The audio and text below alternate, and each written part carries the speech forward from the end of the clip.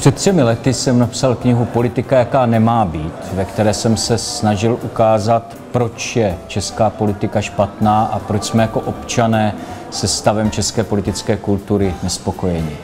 Postupně jsem si ale uvědomil, že nestačí být nespokojený s politikou, že nestačí dokonce ani analyzovat to, proč je politika špatná, ale že je potřeba být aktivní, že jako občané musíme být politicky aktivní. Proto kandiduji v těchto volbách za Občanskou demokratickou stranu, abychom obnovili důvěru voličů v českou pravici a nabídli české společnosti program, který bude pro všechny občany, kteří chtějí žít ve svobodě.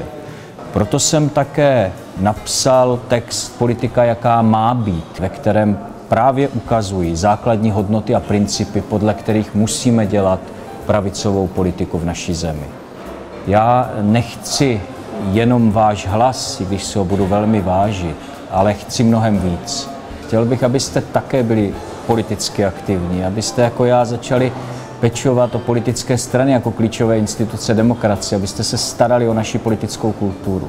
Jedině pokud to budeme dělat společně, tak dosáhneme toho, že budeme žít v zemi, v jaké žít chceme, v zemi, která má nejenom dobrou současnost, ale která taky nabídne kvalitní budoucnost pro naše děti.